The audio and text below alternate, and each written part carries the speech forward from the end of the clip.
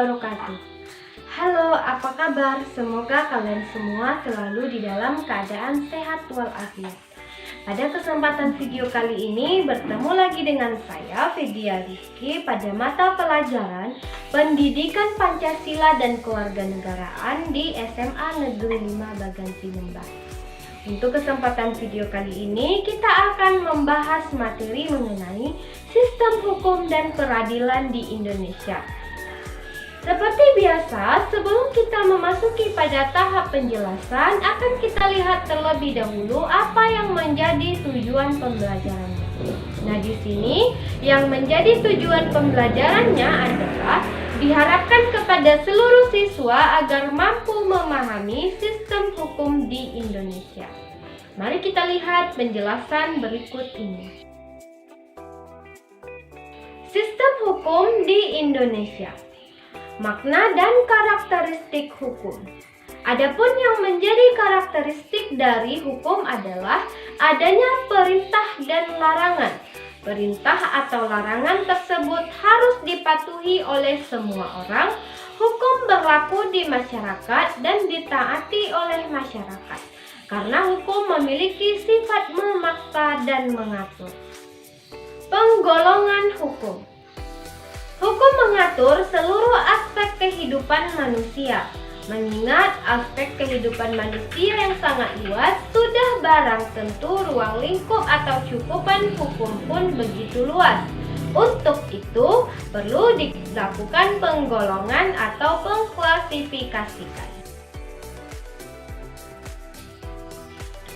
Berdasarkan keputusan ilmu hukum, hukum dapat digolongkan sebagai berikut ini. Yang pertama, berdasarkan sumbernya. Adapun berdasarkan sumbernya, hukum itu ada dibagi 4. Yang pertama, hukum undang-undang, yaitu hukum yang tercantum dalam peraturan perundang-undangan. Yang kedua, hukum kebiasaan, yaitu hukum yang terletak dalam aturan-aturan kebiasaan. Yang ketiga, hukum traktat, yaitu hukum yang ditetapkan oleh negara-negara di dalam suatu perjanjian antar negara atau traktat. Yang keempat, hukum jurisprudensi, yaitu hukum yang terbentuk karena keputusan hakim. Berdasarkan tempat berlakunya. Berdasarkan tempat berlakunya dibagi menjadi 4. Yang pertama, hukum nasional, yaitu hukum yang berlaku dalam wilayah suatu negara tertentu. Yang kedua, hukum internasional, yaitu hukum yang mengatur hukuman hukum antar negara dalam dunia internasional. Hukum internasional berlaku secara universal baik secara keseluruhan maupun terhadap negara-negara yang mengikat dirinya pada suatu perjanjian internasional atau traktat. Yang ketiga, hukum asing, yaitu hukum yang berlaku dalam wilayah negara lain. Dan yang keempat, hukum gereja, yaitu kumpulan-kumpulan norma yang ditetapkan oleh gereja untuk para anggotanya. Berdasarkan bentuknya, dibagi menjadi 2, yaitu hukum tertulis dan hukum tidak tertulis. Hukum tertulis dibedakan lagi menjadi 2 macam. Yang pertama, hukum tertulis yang dikodifikasikan, yaitu hukum yang disusun secara lengkap, sistematis, teratur, dan dibukukan, sehingga tidak perlu lagi peraturan pelaksanaannya. Misalnya KUH Pidana dan KUH Perdata, serta KUH Dagang. Yang kedua, hukum tertulis yang tidak dikodifikasikan, yaitu hukum yang meskipun tertulis tetapi tidak disusun secara sistematis, tidak lengkap dan masih terpisah-pisah sehingga masih memerlukan peraturan pelaksanaan dalam penetapan, misalnya undang-undang, peraturan pemerintah, dan keputusan presiden. Kemudian yang kedua adalah hukum tidak tertulis, yaitu hukum yang hidup dan diyakini oleh warga masyarakat serta dipatuhi dan tidak dibentuk menurut prosedur formal, tetapi lahir dan tumbuh di kalangan masyarakat itu sendiri. Berdasarkan waktu berlakunya, yang pertama adalah hukum positif atau ius constitutum, yaitu hukum yang berlaku sekarang bagi suatu masyarakat tertentu dalam suatu daerah tertentu. Misalnya, Undang-Undang Dasar Republik Indonesia tahun 1945, Undang-Undang RI nomor 12 tahun 2006 tentang Kewarganegaraan Republik Indonesia.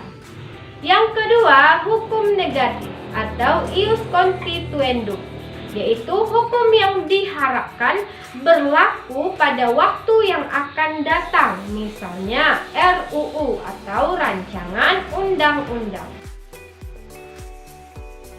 Berdasarkan cara mempertahankannya, dibagi menjadi dua bagian. Hukum material, yaitu hukum yang mengatur hubungan antar anggota masyarakat yang berlaku umum tentang hal-hal yang dilarang dan diperbolehkan untuk dilakukan. Misalnya, hukum pidana, hukum perdata, hukum dagang, dan sebagainya. Kemudian hukum formal, yaitu hukum yang mengatur bagaimana cara mempertahankan dan melaksanakan hukum material, misalnya hukum acara pidana atau KUHP dan hukum acara perdata dan sebagainya.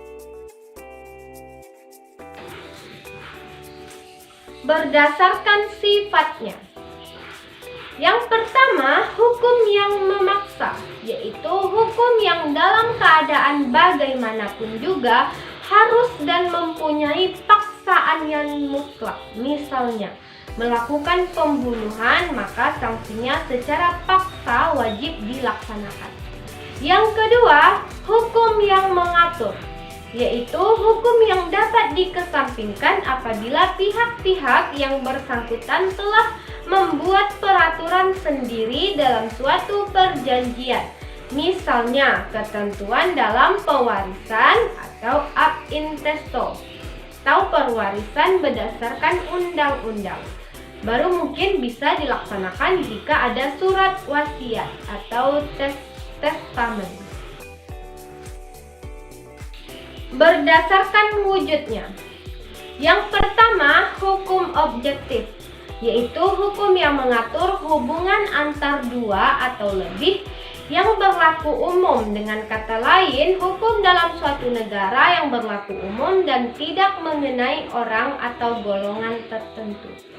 Yang kedua, hukum subjektif, yaitu hukum yang timbul dari hukum objektif dan berlaku terhadap seorang atau lebih. Hukum subjektif sering juga disebut hak. Berdasarkan isinya, yang pertama, hukum publik, yaitu hukum yang mengatur hubungan antar negara dengan individu atau warga negara, menyangkut kepentingan umum atau publik. Hukum publik ini terbagi menjadi beberapa bagian pula. Yang pertama adalah hukum pidana, yaitu mengatur tentang pelanggaran dan kejahatan, memuat larangan dan sanksi. Yang kedua, hukum tata negara, yaitu mengatur hubungan antar negara dengan bagian-bagiannya. Yang ketiga, hukum tata usaha negara atau administratif, yaitu yang mengatur tugas kewajiban pejabat negara. Serta yang keempat adalah hukum internasional, yaitu yang mengatur tentang hubungan antar negara seperti hukum perjanjian internasional, hukum perang internasional, dan lain sebagainya. Kemudian yang kedua tadi berdasarkan isinya, yaitu adalah hukum privat atau sipil, yaitu hukum yang mengatur hubungan antar individu satu dengan individu yang lainnya, termasuk negara sebagai pribadi. Hukum privat terbagi menjadi beberapa bagian, di antaranya hukum hukum perdata, yaitu hukum yang mengatur hubungan antar individu secara umum. Contoh, hukum keluarga, hukum kekayaan, hukum waris, dan hukum perjanjian, serta hukum perkawinan. Dan yang kedua adalah hukum perniagaan atau dagang, yaitu hukum yang mengatur tentang hubungan antar individu dalam perdagangan. Contohnya, hukum tentang jual beli, tentang hutang piutang, serta pendirian perusahaan dagang, dan lain sebagainya. Itulah tadi penjelasan mengenai sistem hukum di Indonesia. Semoga dengan adanya video ini dapat lebih dipahami. Sampai bertemu pada video pembelajaran selanjutnya. Terima kasih dan sampai jumpa.